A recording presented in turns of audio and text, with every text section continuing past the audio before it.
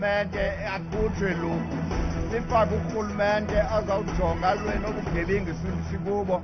Sithi ke akukho rhulumente apha, once ilizwe libe njalo hamba amasela makahambe.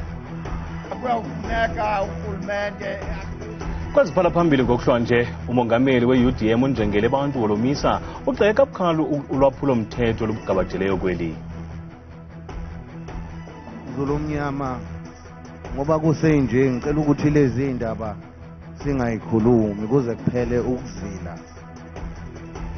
Ikumkani yesizwe samaZulu ukumkani imisuzulu kaZwelithini ihlaba ikhwelo kuluntu kuba lungazidini ingqondo lizibuze ukuba iza kuba ngubani inkulumbuso yesizwe samaZulu entsha.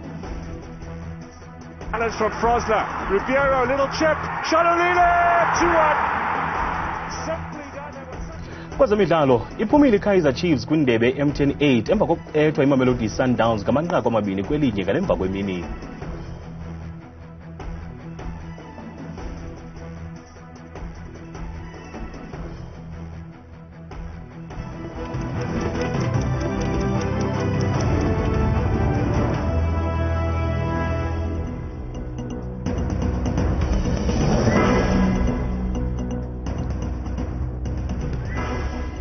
Sinamkele kwakhona kwindaba zethu ngokuhlanje njengesiqhelwa ndihamba ndodwa ndihamba noPhumza Sikhumba noyitolikyo lwimi lwezandla Potani Mzonzulu.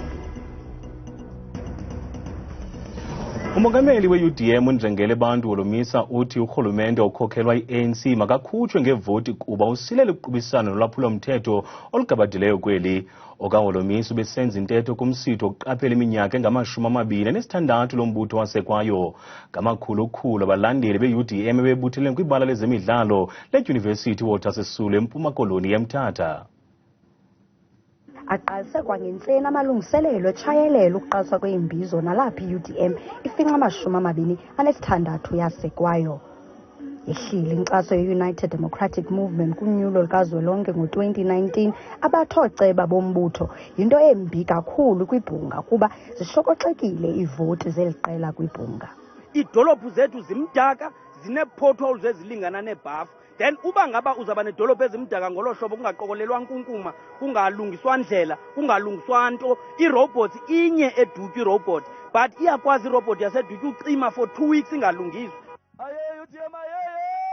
Umongameli walombutho uNjengele Bantu wolomisa uthi lo mbutho unamathumbu okuba likhaya lezopolitiko kumntu wonke.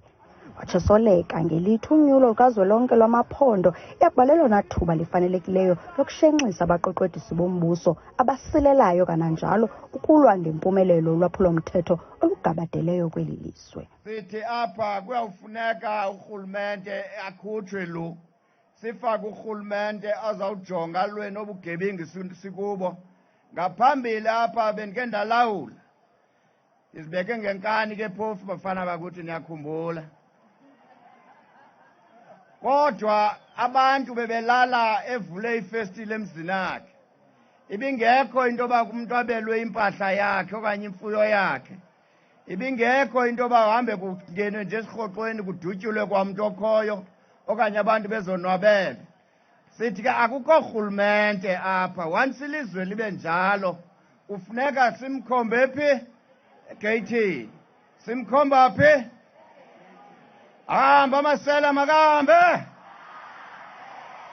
Umongameli we-UDM Bantu wolomisa ubongeza amalunga lombutho kubaphume ngobuninzi uyokuvota kulonyulo lukazwelonke kulonyaka uzayo. Kwiindaba zethu kuChannel 163 ndimuSiphosethu Boy ndisemthatha. Namhlanje usosiba jikelele we-ANC uMnumzana Fikile Mbalula utyelele amanzi kwisixeko saseTshwane nalapho beyokuxelela abaqhasi be-ANC ngendima lombutho igangathileyo kwimiqulu yezethembiso zango-2019. Kwaye Mbalula usebenzise lithuba ukugxeka kwanobomi ulwawulo lwe-DA kwesi sixeko.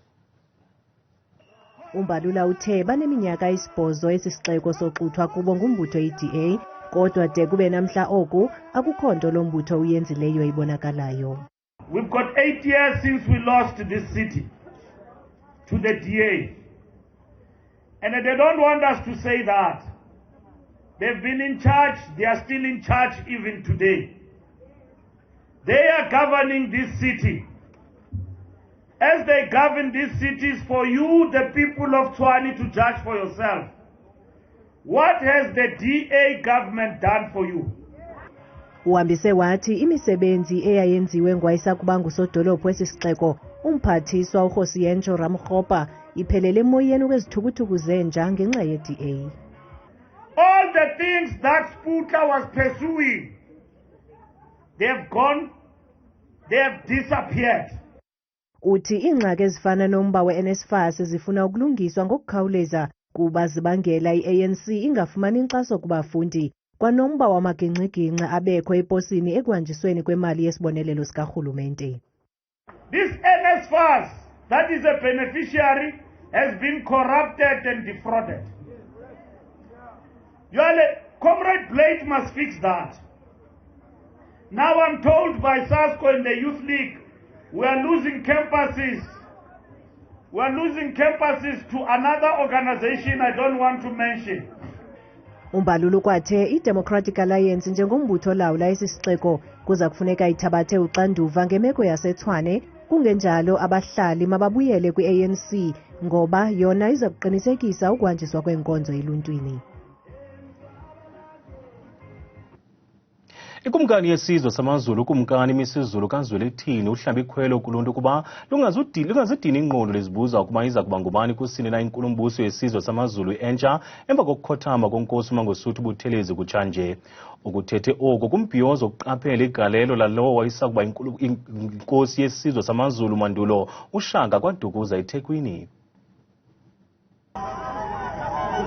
Amabutho namatshitshi bebehlobe ngemvunulo emkhosini weLembe kwaDukuza lapho kwakuzinze khona isigodlo seLembe leqa amanye amaLembe ngokukhalipha.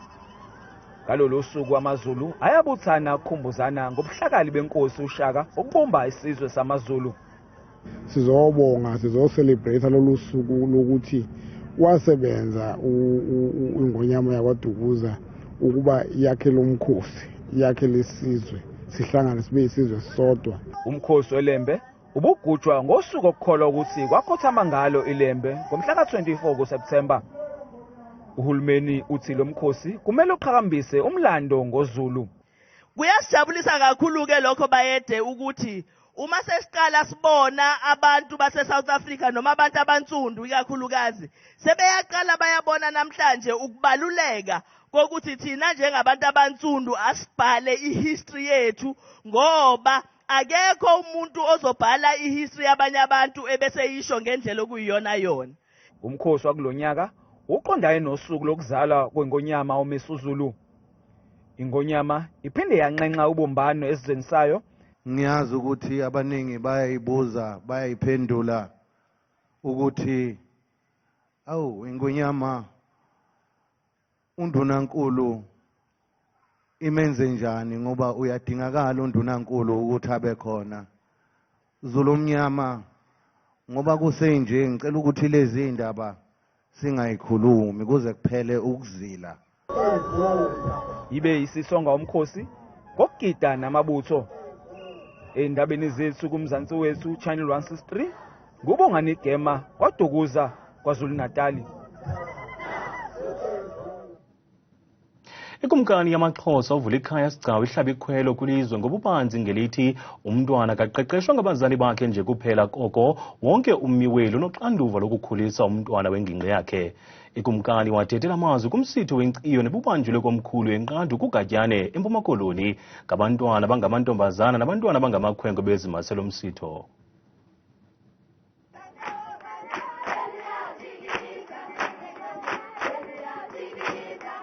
Nomlisela nomthinjana uphuma mbombozone zephondo leMpuma Koloni. Iminyaka 8 iqhuba inkciyo kweli phondo. Umququzeleli uthi inkciyo ayikokuhlola ubuntombi nje kuphela koko kulapho kufundiswa khona ukugcina amasiko nezithethe nokuba ulutsha luzingce ngemvelaphi yalo.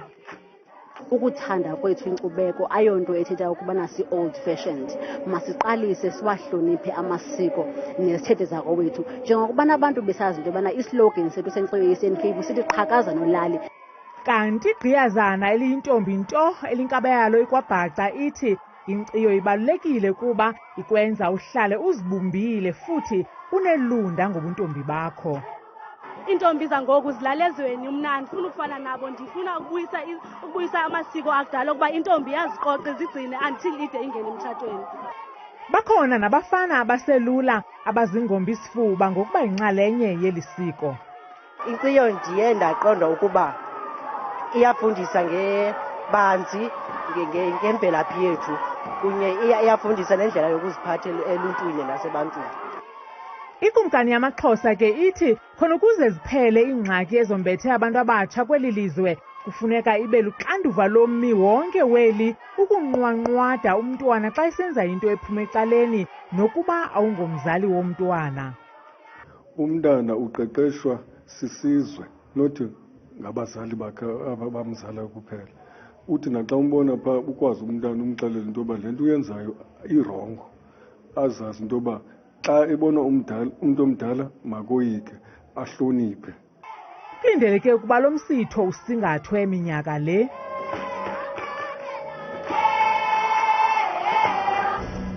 Sanibulise kwakhona kwinqaku lethu lokuqala sithe umongameli we-UDM uNjengele Abantu Wolomisa ugxeke kwanobomi ukwaphula umthetho balugabadeleyo kweli oku kuthethe kumbhiyozo iminyaka engama-26 ususela oko eliqela lasekwayo.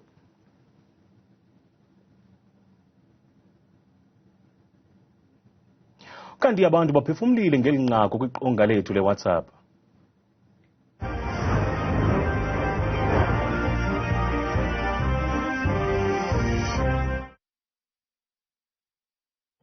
Mandiyahalala kwiqela le-UDM xa ligqiba iminyaka eyi-26.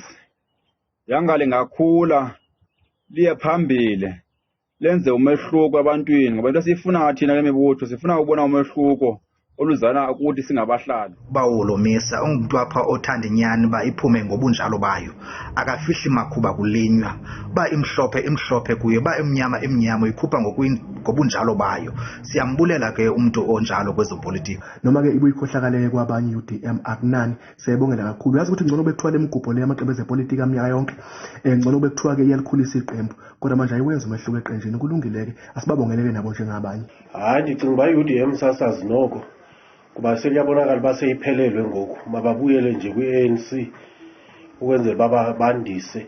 Basenazo izitulo zabo abazishiya phayana, yona inhle into yabo kodwa ke sebembalwa kakhulu. Sayibongela i-UDM ikhuphe iminyaka eyi-26 for nothing because ayinandizethu emphakathini nasezweni sonke. Kaloku sazela utata Wolomisa nje qha. Nansithi kwawuthi kule xesha mhlawumbi uNjengele uyobe sevutha njengoJulius Malema. Mbukeli, ungaphefumla kwimixholo yethu usebenzisa le nombolo kaWhatsApp engu-071 670 2548. Kanti ke sekuphele iveki ezingaphaya kwezine ngoku abahlali baseLinmeyer kumzantsi eRhawuti bengenamanzi. Oku kulandela kuphazamiseka kokuhanjiswa kwamanzi ngenxa yendudumo ezahlasela ngamandla zibangela ukucima kombane kwiziko lenkinkisha ngamanzi iZuke-Bosch Water. Kodwa kungoku nje iRand Water ithi le ngxaki isonjululwe. Lasijwayele impilo sijwayela nje ukuthi amanzi asendlini la. Manje siunderstand ukuthi amanzi akuphi. Sele nguqhelekile kubahlali baseLinmeyer abadala nabancinci ukuba baleqe izigadla zamanzi yonke imihla. Le ngxaki sele iqabele ngaphaya kweveki ezine. I would like to know whether the president of our country, whether national leadership has had to have a bucket bath. Have they had to fill a cistern with some grey water that they've bathed in the night before? Elona lishwa lelokuba kuchaphazeleka ngakumbi abo badinga inkathalo ekhethekileyo kumaziko ohlukeneyo. It is very difficult because we have 27 kids that some of them stay, others go home at night. But we need to clean them, we need to bath them, we need to do the cleaning of the school also. And these old people, they need to go out weekends to their families and then their hair doesn't get washed and they're not clean at all because they use nappies. Osomashishini bayaluva ulwamvila lokungabikho kwamanzi ixesha elide. The guys are paying so much money for water already as it is. You don't have water for half the month, but your water bill is still sky high, even more than what it was the previous month. Ngelixa iRand Water yona iqinisekisile ukuba yonke into ilungisiwe. We've managed to fill up the reservoirs. It's a question of just now distributing water to different municipal reservoirs, and then in turn the municipalities will then supply water to residents. Ikwabongoze uluntu ukuba lwasebenzisa ngononophelo amanzi, kodwa abahlali bona bathi abakwaboni lamanzi kuthethwa ngawo. Batsho becela isombululo esikhawulezileyo.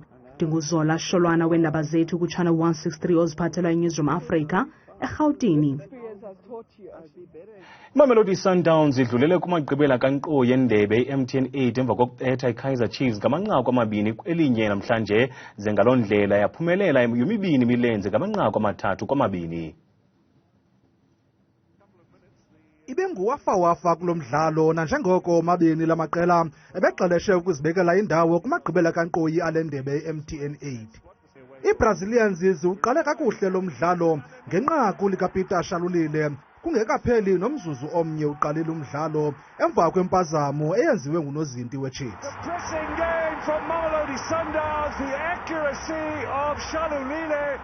Ngomzuzu we-15 u-Ashley Dupré ufumene elihle ithuba kodwa yaqabela phezu kwepali ibhola yakhe. Amakhosi afake uxinzelelo olumandla kwi-Brazilians emva koko de avuzwa ngepenalty emva kokuba uSipho Mbule ebambe ibhola ngaphakathi ebhoksini.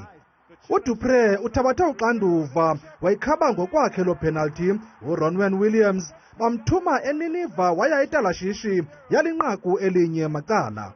uPeter Shalulile uphindile kwakho emva kwendlu kancinci nje phambi kokuba kutshintshwe amacala, wanqonqoza wavula usesame yahamba phambili iSundowns ngamanqaku amabini kwelinye yangu-3-2 ngokwe-aggregate. I-Brazilians zidlulele kumagqibela kankqoyi nalapho zilindele iqela eliza kuphumelela ngomso phakathi kweBhakaniya neStelis. Uthebile Makhaphela selengxangile nemozulu.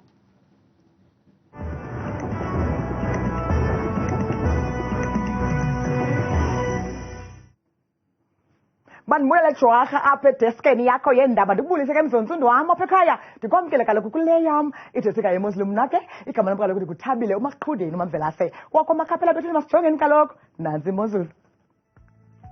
Phaya ke sivula ngephondo phaya eMpuma Koloni eMonti eMndantsane nge-19 zeentshizana zemvula kwasekuseni ngomso futhi ke ngorhatya kwalapha kweli phondo linye phaa koGqeberha neziphaluka lishumi nje elikhatshwa kaloku sesasibhozo seziqhukhula zemvula ncedebuko lwam ulumke kwelaa phondo napha eFree State futhi eBloemfontein ngamathonsi eentshizana ngamashumi nje ekhatshwa kaloku futhi sesasithoba kanti napha kooSasolburg kusafana kuhle ko-30 degrees ngamafutha angephi phaa ekuseni. Bona benje phaa kwelaa phondo laseGauteng eJohannesburg ngamashumi kucothe kamandi phaa yonke intseni yangomso ukuthi nasemini kuyafana futhi phaya kaloku eVereeniging ko-30 degrees khatshwa ngamafu phaa ekuseni. Imeko phaa kwelaa phondo laseKwaZulu-Natal eThekwini ngamashumi ngamathonsi kwakhona futhi ezomvula yonke imini ngomso kanti phaa kwalaa futhi kuyafana phaa kwaMgungundlovu ngamathonsi futhi entshizane nge-18 benje kwelaa phondo lapha eLimpopo ePhalaborwa ngamashumi lihle izulu phaa yonke intseni ngomso nasemini futhi kusafana kusenjalo ePulukwane ko-29 degrees. Nantso ke bukela imeko phaya ephondweni laseMpumalanga eMbombela kumwele kwaPhakamandi futhi ngamashumi ekhatshwa kaloku sesasibini kanti kuyafana futhi kwalapha eSekunda ngamashumi aze abe nesithoba. Ukanti yona imeko phaya ephondweni laseNorthwest eMahikeng kuhle kakhulu phaa kwasibele phaa ekuseni futhi ko-32 degrees kanti ihambe ke loo meko futhi sebenjalo napha kaloku eRustenburg ngamashumi yona ke imeko phaya kwelaa phondo laseNorthern Cape eKimberley ngamashumi zezo ntshizana ke emzontsini zemvula phaa kwasekuseni ngomso ngorhatya kunjalo kwaloku napha eUpperton ko-26 degrees. Imeko phaa kwelaa phondo lasentshona koloni eKapa lishumi zezo zikhukula kebukele zemvula yonke imini ngomso nceda kaloku kukhuseke nantso ke imozulu phaya eGeorge ko-15 degrees. Itshone bethuna kaloku into kule yam idesika yemozulu mna ndikuthanda kangaka xesha limyoli.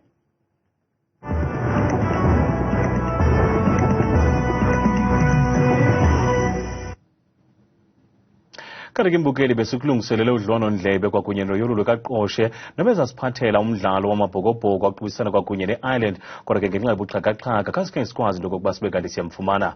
Ngolo hlobo ke mawethu iindaba zipheli into kunayo ixesha lutshaba. Khumbula ke ungazifumana izindaba kwiqonga lethu leYouTube nelithi Iindaba Zethu 163. Ogqa bethu bazabe bekuphakazela zishushu ngomso ngolwimi lwesiZulu. OwasemaJwarheni umntana uthi kamnandi mawethu.